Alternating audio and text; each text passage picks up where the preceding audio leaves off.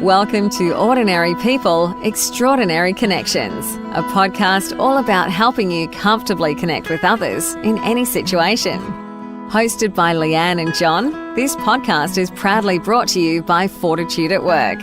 fortitudeatwork.com.au. Welcome to Ordinary People, Extraordinary Connections. I'm John.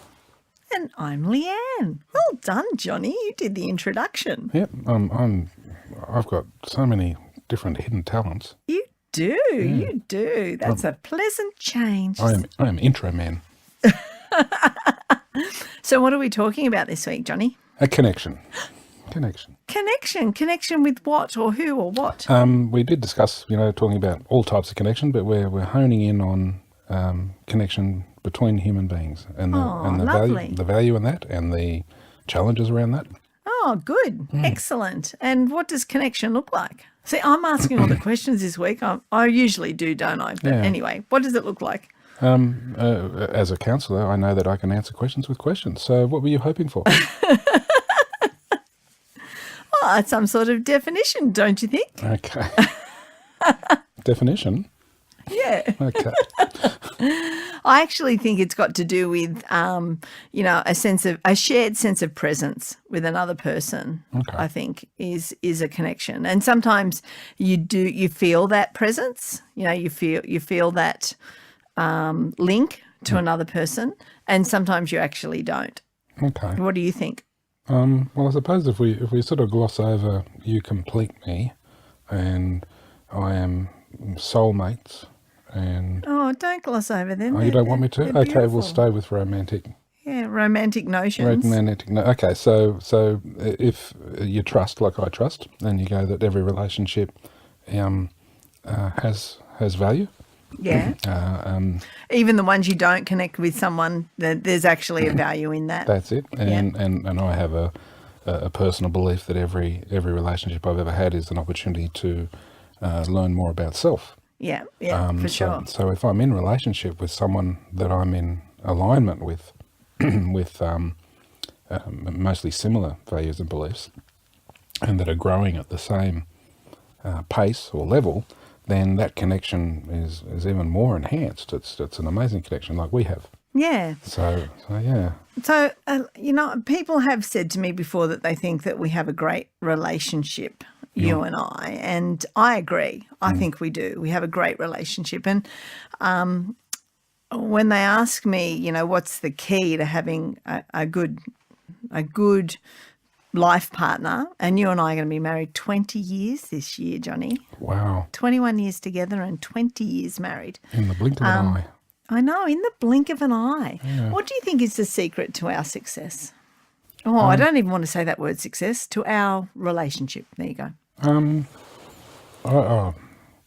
think I don't think we're unique. I think there's probably others that have good relationships. Yes, I agree. We're not perfect. No, we have lots of arguments. So that's probably is the key, is our authenticity around our lack of perfection, where it's probably all about communication. Is that Yeah, I agree. Okay, so the only time that I notice that you and I get out of kilter is when there's a breakdown in communication.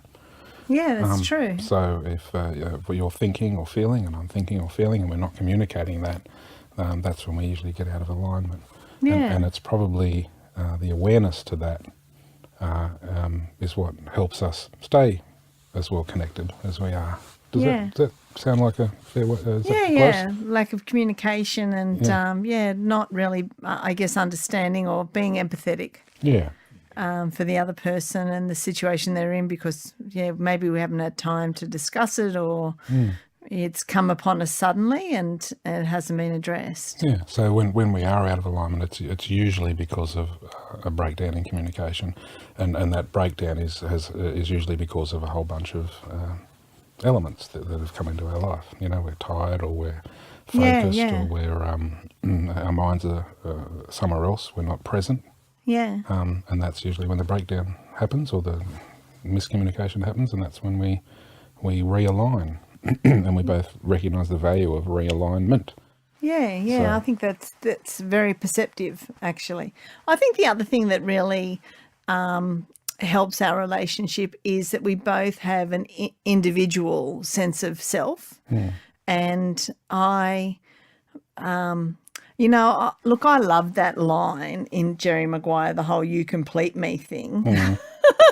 It's very romantic, but in some ways it can be quite damaging if you're looking at somebody else to fulfill a want, need, or desire to make you happy in life. And I don't think we expect that from one another. I don't actually need you to complete me, and vice versa, I think. But I do love that you love me. Yeah.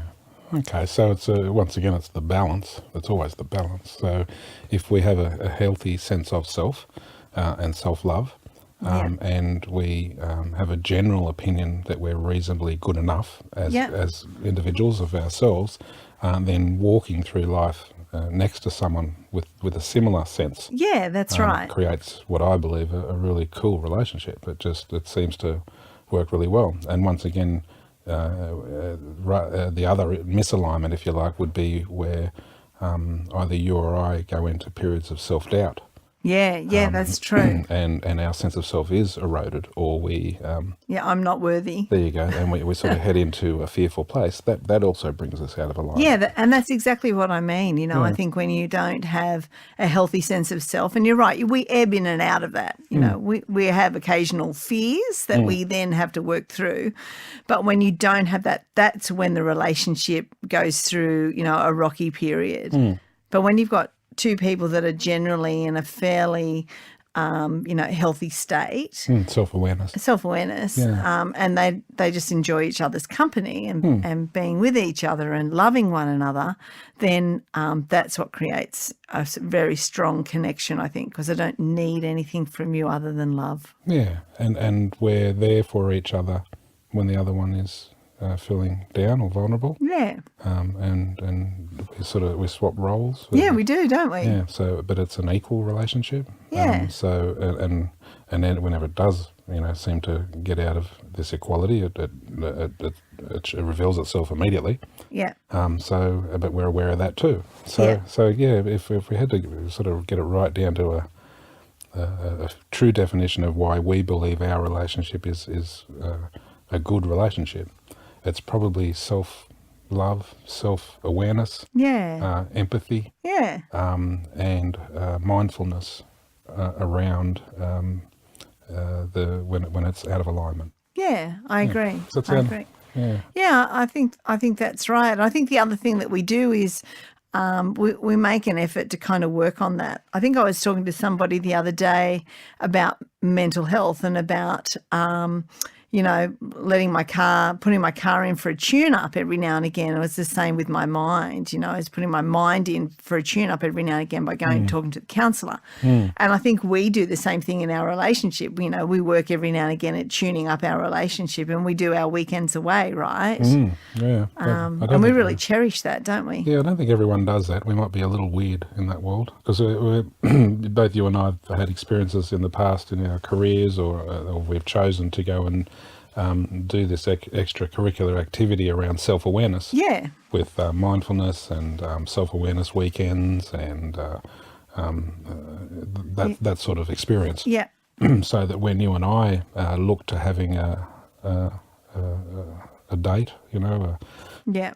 we like to, especially if we go away for a weekend, we have this cabin that we go to up in wherever it is. Yep, up above Vasey. That's it. It is actually. Yeah, and you're very connected to nature there. But we sort of plan our weekend to have some meditation, guided meditations, and musical meditations, and we also do a few.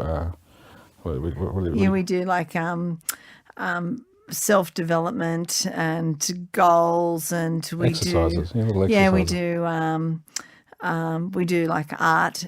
Self-expression through art, and we do self-development exercises around letters to self. That's and right, goal analysis, and That's it, with the post-it notes, and we write letter to our younger self, and we and because we're happy to be vulnerable in front of each other and to show our fears, it's actually a really rewarding experience for us as individuals, which in turn makes our connection even stronger, I think.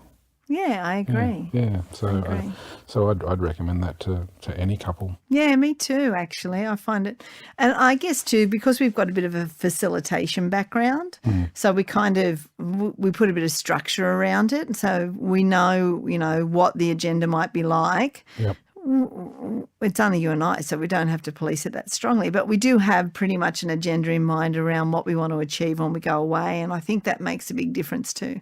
And we don't do that every time we go away. Sometimes we just go for a weekend away. Yes, we do, and we just Time away. we go shopping and walking and Yeah, and do all sorts of lovely looking at things. stuff. Yeah. And sometimes we put a bit of structure around it, which I think is really nice, and I love those weekends. Yeah. They're very special to me. You're listening to Ordinary People, Extraordinary Connections. Do you want to spread the word in your workplace, community, team, or school? We're available to speak at your event or deliver customised training. Visit fortitudeatwork.com.au for more info. So that's us, you and I connecting. What do you think is needed to build a successful connection with other people? Like, I walk into a room, what do I need to do to connect with others? It's probably similar stuff, right? And that is that you a bit of empathy. So looking at from their perspective, recognizing that everyone is running their own journey. They're in their own journey, and to not take it personally when people are triggered in front of you. To see it for what it is. To care for yourself in that process. So if you are in a negative environment. To care for yourself and remove yourself from that. Yeah, that's a really good point. You don't have to stay in a place that you're not necessarily enjoying. No. Well, you would hope that even if you were stuck on a boat with somebody and you weren't enjoying it, that you could go somewhere else on the boat and take a breather. Go up the other end of the boat. Yeah. Yeah, that's it. And have some me time. That's right. That's it. Yeah. Yep, good. So that you can sort of refresh or recharge. Yeah. So being in relationships with others in the community or in your family or in your workspace, always having a sense of self love and acceptance and forgiveness. Yeah. And being okay with me in that process, with empathy, recognizing that other people are having their stuff and you can't always match the timing. Yes. And you'll be out of alignment with some people at certain times. Yes.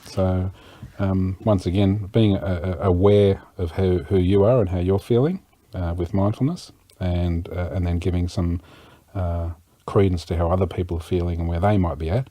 And then lastly, as we said, when it becomes too overwhelming or the negative energy, if you like, is too strong, to make a self-loving decision to remove yourself from that for a time. Is it okay to not connect with everyone you meet, do you think? Well, I'm the trusted guy, so I go with trusting your decisions every time. So no, you don't have to connect with everybody. You don't have to be. You're certainly not responsible for other people and their lives and their feelings. Yeah. But you can care for other people and you can be present to other people. Yeah. But you're not responsible for other people. Yeah. So there'll be certainly people in your life where the timing's not right, the connection's not right, it doesn't feel like in alignment, and in those situations a self-loving decision would be to say, no, I'm not gonna, this doesn't work for me now to be in connection with this other human being. It just doesn't work for me. I agree with that, and I think, again, I think we talked last week about the wisdom of age, and I think this is something that's definitely helping me along my journey, because I think when I was younger there was a need to be liked by people, and I wanted people to accept me, and I was a people pleaser, and that need to be liked is how I thought connection worked. Well, maybe you were taught that because when you're kids, you're sucking in all the information, and and the important people around you, that might have been their process. Yeah. So you go, okay, that's how a person, a girl, a woman operates in the world, is to put other people's needs first, or to get all of your sense of self from others. Yeah. And if that's what you learnt, then off you go on the same process. Yeah. But as you said, I'm guessing at some point you said those needs weren't being met. Yeah, and I guess too, it was realizing that just because I might put others before myself, the needs of others before myself, that doesn't actually guarantee that I'll connect with those people. There are people out there that will just take advantage of the fact that their needs are coming before mine without really having any interest in, connecting with me on any long-lasting type level. It's just fleeting. And I think that was quite the learning for me. Yeah. And I think it comes back to something that we talked about a few weeks ago, is that need to, for me, it's about coming into a relationship with anybody I meet, be it a casual person at a networking event or an employee, but coming in without any hidden agenda or expectation of them. Yeah. So it's actually just accepting them for who they are at that point in time. Yeah. Because all I have to go off is who they are Yeah. at that point in time. Yeah, I agree. That's and as we were talking about relationships before, there's more gratitude rather than expectation. Yeah. So if you're in a relationship with someone and they do something for you, then you appreciate that, but you don't expect it. Yeah. But you're in a relationship where someone has an expectation from you, you don't have to fulfill it. Yeah. Because you're not responsible for fulfilling their expectations. Yeah. But if you create a habit of putting others' needs before yours, Right. then it's probably a fair guess to say that you'll attract people that enjoy that. Yeah, actually, that's very true, isn't it? Yeah. So if you're in the business of putting other needs before yours, and you're giving, then the takers in the world are going to be attracted to that. Yeah. And not their fault. It's just No, that's who they are. that's who they are. That's That's who you are. Yeah, that's it. That's it. Shazam. Yeah. But at some point, as you said, you recognise that there was something that would have been wearing on you or tiring. Yeah. Is that what happened? Yeah, that's exactly right. I guess tied into that is an understanding that connection can be sought in many ways. And I think for a long time, I would think that the best way to connect with people was to do all I can to please them or to make them happy. But in fact, there's many ways I could connect with people. Sometimes just being present to people. Absolutely being present in the moment to somebody, where I'm not physically doing or even, communicating anything that says, your comfort and needs are more important than my own. You're just Being there. present Yeah, that's it, yeah. allows me to connect with that person. Yeah, that's a great connection tool. To be present, to eye contact, to listen, to be focused on them. And, Focused on them. and be genuinely interested in what it's like to be them in this moment. Yeah. That's a great way to connect to another human being. Yeah. But as you said, it doesn't have to be how you are with everyone, That's right. and it doesn't have to be with that person all the time. Yeah, that's exactly right. That's Sometimes it might just be something as simple as a shared interest. Sure. So, we will connect over a shared interest. Sometimes it might be through an argument, through a healthy debate, Yeah. where those people value my opinion, even if it's different to their own. Yeah. So I guess it's understanding that there are many different ways to connect with people, and it's a matter of recognising what works best with each individual, and not necessarily, for me particularly, not necessarily depending on the one old habit. That's true. And also recognising when it's time to disconnect.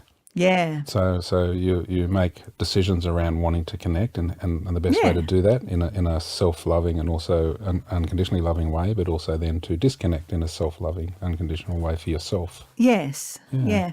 I think, we probably see that a lot. And I think about this a lot too with one of our boys, in year 12 at the moment. And I think about all the friends that I had in year 12 and how close we were. And now most of them I never see and have nothing to do with. And so that's a disconnection of connection because life has gone on and we've done other things, and that served its place at its time, and it's actually okay to let those connections go. One thing I love, which people tell me pretty regularly, is that if you trust the connections in your life and the timing and the duration, You'll notice over your life there were times when you were connected to some people for a period, and others you stay connected to, and some come in for a period and then go back out again. And each one, and I trust all those connections in that, and each one of them brings value to both you and them. Yeah. And that value is then resonates. So if you had a relationship with someone in high school, that was perfect for you at the time, and yes, and that's them, right. That's exactly right. Yeah, and the level of connection or disconnection you have with them now is totally perfect as well. There's no wrong in that. Yeah, I agree. Yeah. What about family? Is it? Do you think we kind of just naturally assume that because you're related, you're going to connect with people? That's one of the strong meanings that I've noticed with myself and others over the years that I've been carrying on, is that a strong value system or belief and value system is around family. And it motivates a lot of decisions in their lives, and it also creates a lot of pressure. Yeah. And that is, and they go, the most important thing is family. Being a good husband, brother, son, mother, or wife is the most important thing to me.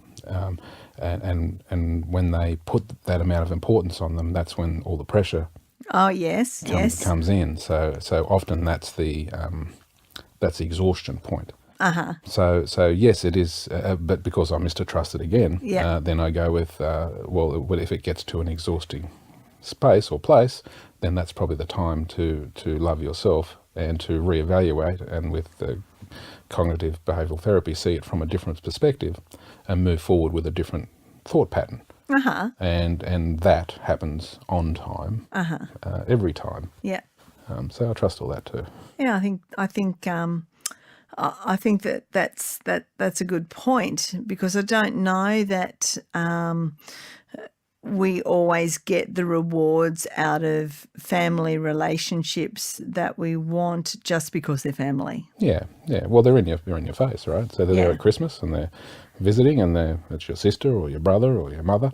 Yeah. And you go, well, that value system that was installed or programmed at one said that family is important. Yeah. But very often, just like any other relationship, and as we said earlier, the value in connection, there's also a value in disconnection. Yeah. So if you are in an environment with another human being in a relationship that you are constantly bombarded with negativity, then you can quite self-lovingly choose to disconnect from that relationship, as long as you're okay with disconnecting with a relative. Yeah, that's right. You say, well, okay, my family value belief system, I'm going to let that drop now and actually say, for my own sanity, I need to disconnect from my brother or whatever it is. And that's actually okay. Absolutely, because you only sort of get a certain amount of time on this earth. This is it, right? Yeah. There ain't no rehearsal, isn't that what they say? Yeah, there's no rerun. Yeah, this is actually it.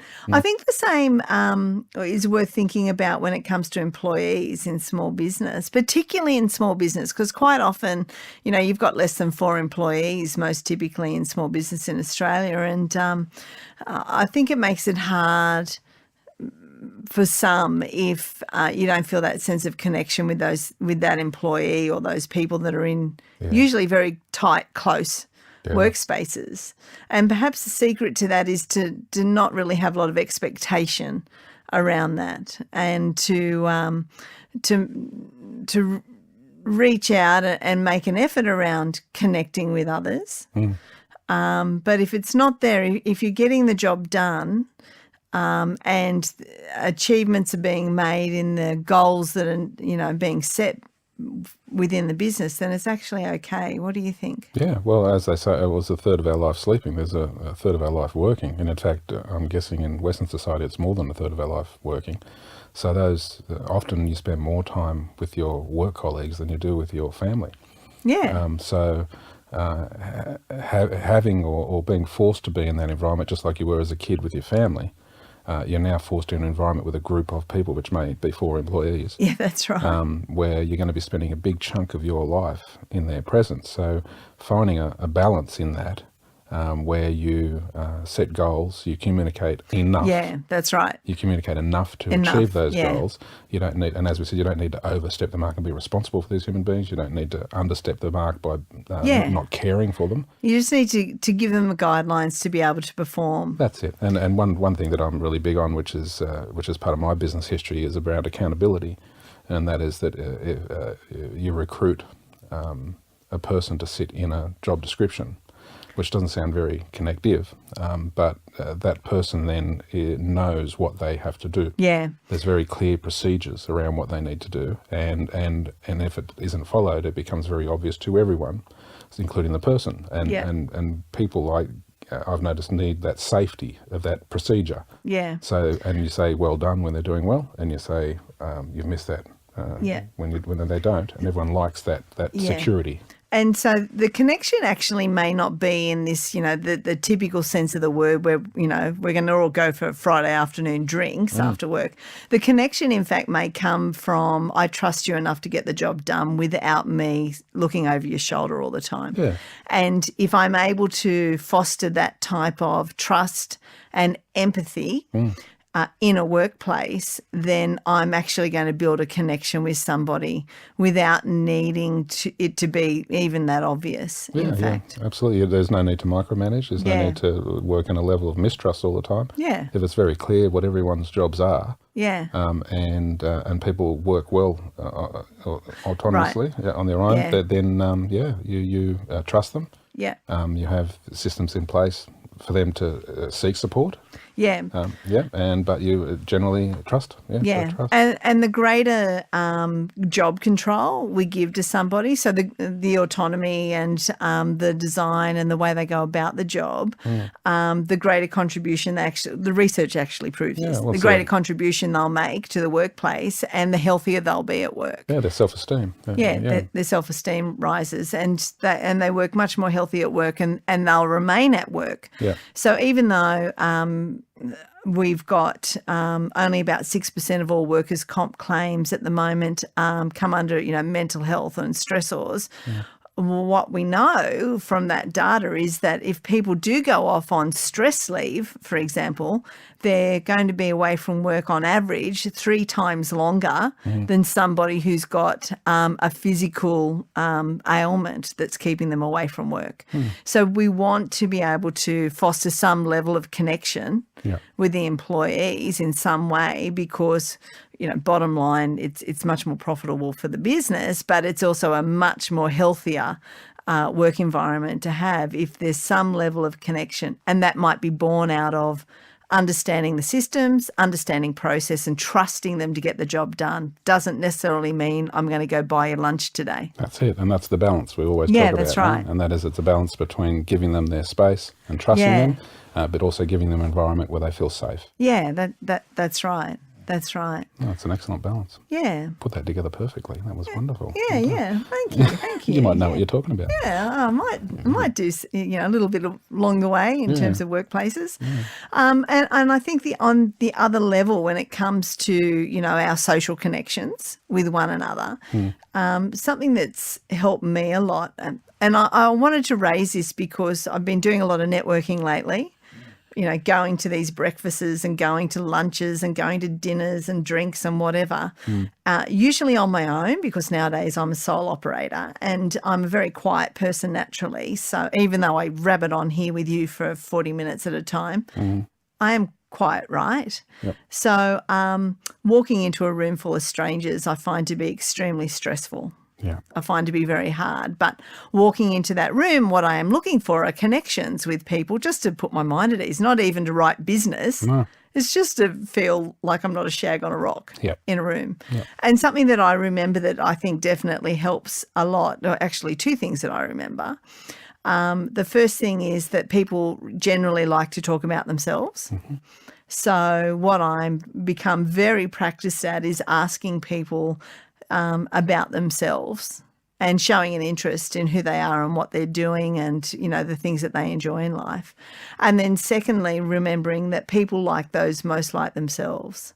So often with the tales that they'll tell me about the work that they do, or it could be where they live or what they do on the weekends, I'll look for some sort of commonality or shared interest, or I'll even use an opposite as a means of discussion. So if somebody tells me that they're in the surf club, and I think, oh my goodness, I haven't been to the beach in 10 years, I might look for an opportunity to go, you know, when I was a kid, I always hated the sand between my toes. Yep. Something like that.